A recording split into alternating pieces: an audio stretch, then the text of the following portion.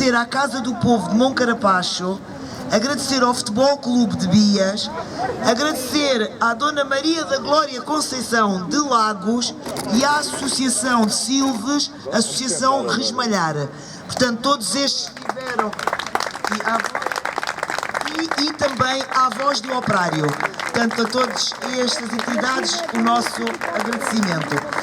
E agora, para finalizar a nossa iniciativa, dou então a palavra ao camarada Mário Nogueira.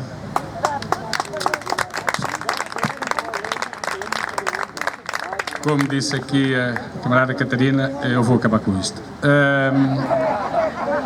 Nós fomos recebidos uma vez mais pelo secretário-geral do Ministério, da Ministra da Presidência do Conselho de Ministros. Aliás, é uma diferença assinalável o que se passa quando nós pedimos reuniões ao Ministério da Educação e somos atendidos pela pessoa que está lá mais à mão, e normalmente é quem está ali no atendimento ponto final, e depois de uma hora ficarmos à espera para podermos ser recebidos, ou quando nos dirigimos a outros ministérios, nomeadamente a este Ministério, em que somos recebidos pelo secretário-geral do Ministério, ou, por exemplo, ainda, como também penso que disse da última vez, quando convidámos a própria Ministra da Cultura para estar na inauguração do painel do 25 de Abril em Peniche, e ela esteve. Portanto, o problema aqui é de facto um problema bem identificado de incapacidade para dialogar, de incapacidade para negociar, de incapacidade para ouvir os outros que existe no Ministério da Educação e em particular da parte do Ministro da Educação, que por mais que nós insistamos na necessidade de reunir, de fazer diagnósticos, de perceber o problema, os problemas para ele é como se nada se passasse. E continua, e agora, como nós dissemos ali dentro, provavelmente até vai ter pouca disponibilidade para receber os professores e para se dedicar à educação, porque como tem pela frente o Europeu de Futebol e os Jogos Olímpicos, é um homem que vai estar muito ocupado nestes dias, não é? Dizer o quê? Portanto, nós colocámos as questões que aqui foram abordadas, e a primeira, que é a questão de fundo, a questão política, é de facto o continuado bloqueio ao diálogo e à negociação, lembrando uma vez mais que desde que tomou posse o Sr. Ministro da Educação reuniu uma vez com as organizações sindicais, em 22 de janeiro de 2020, portanto o ano passado, e para nos dizer que das duas uma ou aceitávamos ir pelos caminhos que ele entendia os adequados, tínhamos uma autoestrada, ou insistíamos na carreira, no tempo de serviço, na questão da aposentação, etc. E aí estávamos num beco sem saída. Foi exatamente desta forma que nos disse. E até disse mais, na altura, que a questão da aposentação e mesmo do envelhecimento dos professores, da saída para a aposentação e depois da falta de professores para os substituir, não passava, porque na altura, em janeiro de 2020, isto estava muito na comunicação social, aqui em Lisboa, no Algarve, noutros sítios, já havia muita falta de professores. Não passava de conversa e de uma exploração que os sindicatos e alguma comunicação social iam fazendo para criar factos, mas que não era um problema. Foi assim que ele encarou este problema, que é um problema grave e que é um problema que o Conselho Nacional, a Direção-Geral de Estatísticas da Educação tem vindo sempre a alertar para o aumento, obviamente, da idade dos professores. O Conselho Nacional de Educação tem várias resoluções, recomendações, pareceres em que aborda o problema com preocupação. A OCDE, a Comissão Europeia, já instaram o governo português a tomar medidas, porque aqui não é só o problema de se as pessoas vão ou não vão aposentar-se, porque evidentemente que nós temos um corpo docente envelhecido, um corpo docente com mais dificuldades do ponto de vista também da própria saúde, pois é evidente, entra já na idade em que as doenças surgem mais e portanto há mais quebras por razões de saúde, ou neste caso doença de professores, mas também porque há um desgaste físico, um desgaste psicológico, exigências que são grandes, a exigência agora toda das plataformas digitais que foram pedidos a uma geração de professores que quando começou praticamente até era difícil haver sítios para tirar fotocópias ou para tirar, não, e portanto de repente, como alguns colegas me diziam, eu que me valeu porque não tínhamos tido formação, foi o meu filho ou foi o meu neto ou foi que me ajudaram, portanto mas as pessoas fizeram, a questão não é essa, os professores fizeram isso, compraram os equipamentos, transformaram a casa em sala de aula, aumentaram a capacidade da internet, foram ver como é que se podia fazer e foram aprendendo pelo erro muitas vezes como é que se fazia ia bem e tudo funcionou melhor agora. Os professores nunca se negam a nada quando é preciso dar respostas. Agora, o problema, e não estamos a exigir um subsídio disto ou daquilo ou daquele outro, ou mesmo que se vier agora, como se fala, a final da Champions para o Porto, que seja oferecido aos professores pelo trabalho que tiveram. Não é isso que nós exigimos. O que nós exigimos é respeito. O que nós exigimos é respeito pelos direitos que as pessoas têm, é respeito pelas pessoas em si e por aquilo que tem sido um trabalho intenso, com um desgaste enorme, e que isso seja visto também como a necessidade de iniciar esta discussão.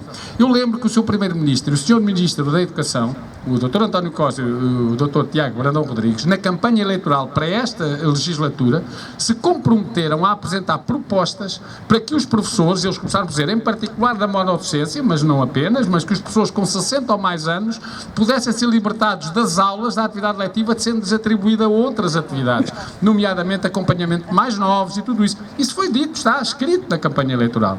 E depois, onde estão propostas? Zero. A senhora Ministra Alexandra Leitão disse, por exemplo, já depois de tomar posse, que a pré-reforma agora é que ia avançar e o setor prioritário era o da educação, onde os funcionários, os trabalhadores não docentes, os professores, eram corpos profissionais envelhecidos, e aí é que se ia começar por avançar com a pré-reforma. Alguns colegas já perguntaram como é, quando é que podem entregar papéis, e a resposta que chega é, não está regulamentado. E, portanto, nomeadamente na educação. Nós já pedimos esta informação ao Ministério da Educação, remeteram-nos para o Ministério da Modernização, depois dirigimos à Ministra Alexandra Leitão e disse-nos que nós negociarmos isso era com o Ministro da Educação. Portanto, não há quem queira falar dos assuntos e, portanto, é a pré-reforma, é o que se faz a quem tem mais dos 60 anos, é a possibilidade de nós usarmos o tempo de serviço da carreira, se não for pela via da recuperação, poder ser usado, como já se fez noutro tempo, recuperando esse tempo, como se dizia de antes, até por causa de quem tinha o ano sem faltas, comprando tempo, mas à conta daquele que já não foi contado para outro efeito.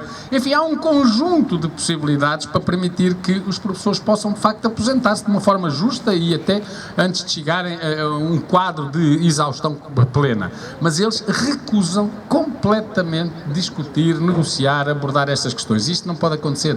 O desbloqueio negocial tem que ser uma realidade. Nós temos que conversar, nós temos que poder dizer, fazer o diagnóstico e procurar caminhos.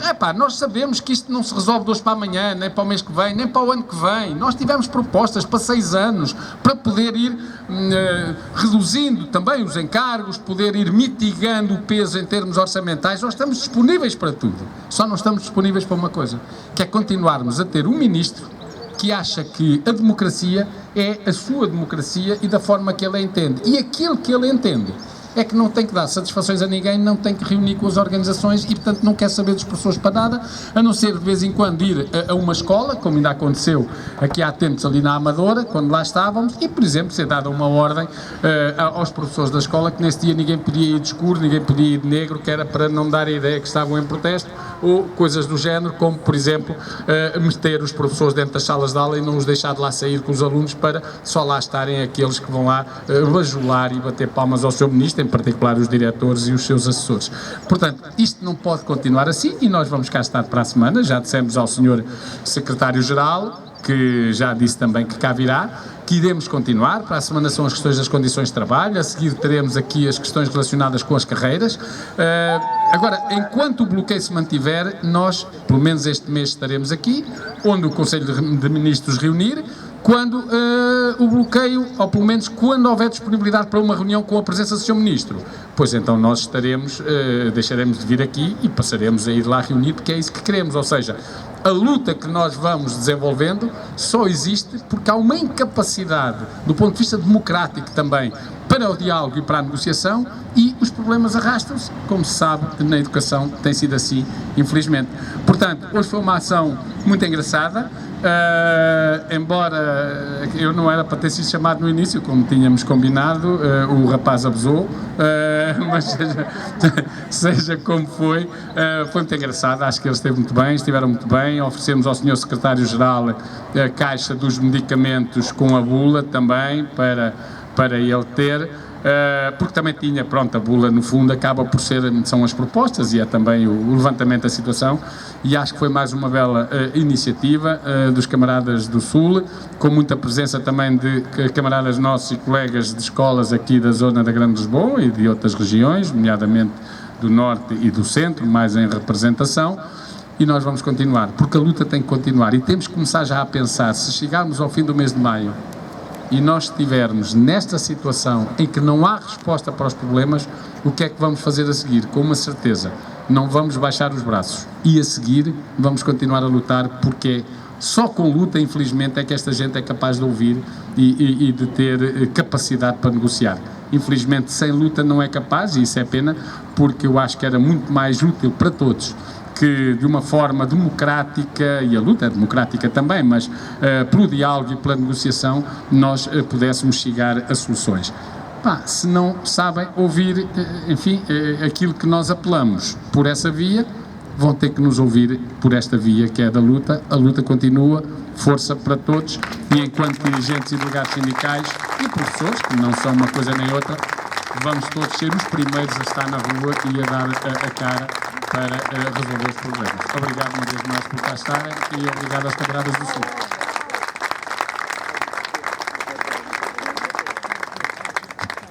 A luta continua nas escolas e na rua.